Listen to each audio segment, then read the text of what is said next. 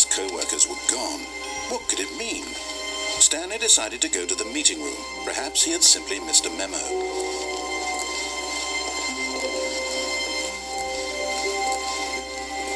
When Stanley came to a set of 2 open doors, he entered the door on his left.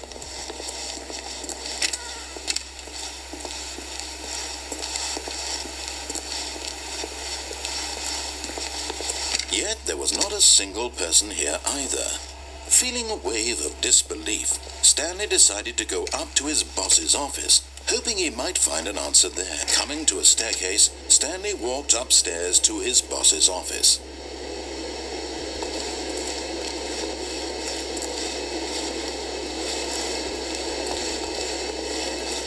But Stanley just couldn't do it. He considered the possibility of facing his boss. Admitting he had left his post during work hours, he might be fired for that.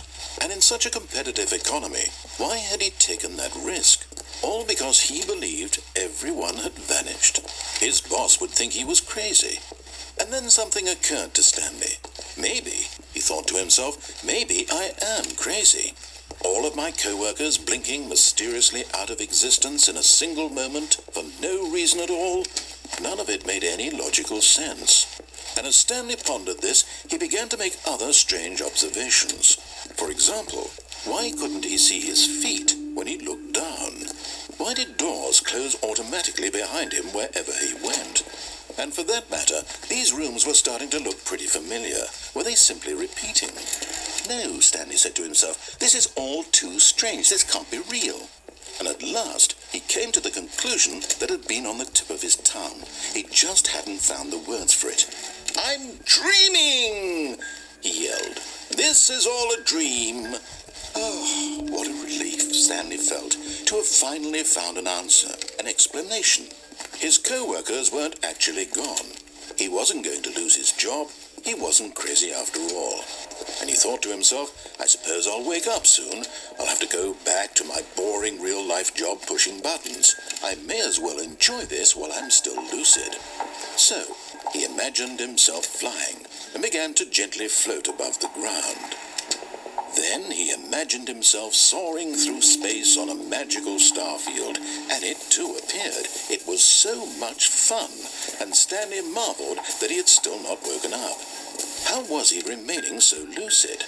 And then perhaps the strangest question of them all entered Stanley's head. One he was amazed he hadn't asked himself sooner.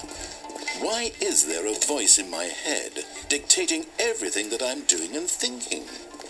Now the voice was describing itself being considered by Stanley, who found it particularly strange. I'm dreaming about a voice describing me, thinking about how it's describing my thoughts, he thought.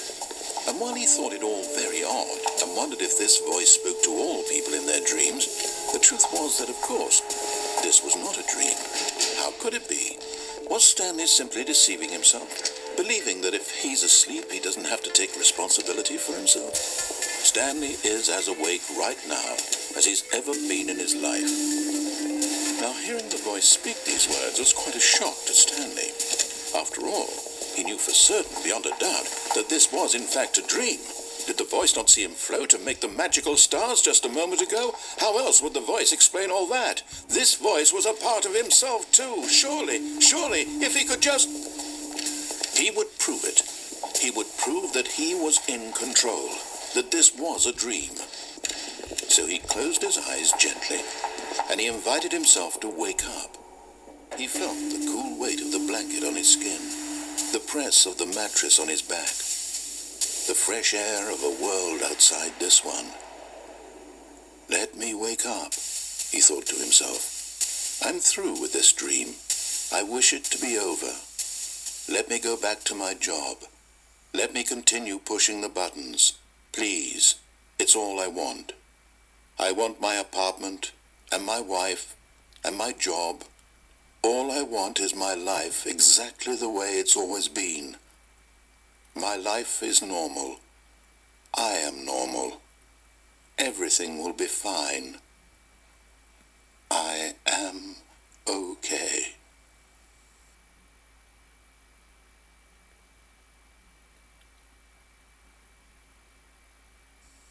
Stanley began screaming. "Please, someone, wake me up. My name is Stanley.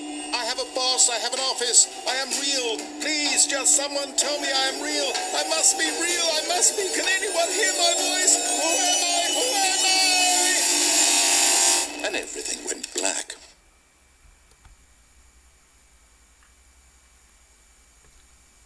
This is the story of a woman named Mariella. Mariella woke up on a day like any other. She arose, got dressed, gathered her belongings, and walked to her place of work. But on this particular day, her walk was interrupted by the body of a man who had stumbled through town talking and screaming to himself, and then collapsed dead on the sidewalk.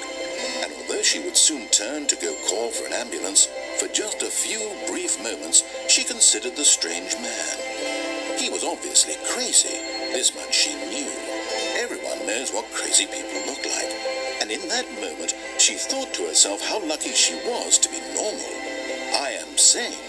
I am in control of my mind. I know what is real and what isn't. It was comforting to think this, and in a certain way, seeing this man made her feel better. But then she remembered the meeting she had scheduled for that day. The very important people whose impressions of her would affect her career, and by extension, the rest of her life. She had no time for this, so it was only a moment that she stood there, staring down at the body. And then she turned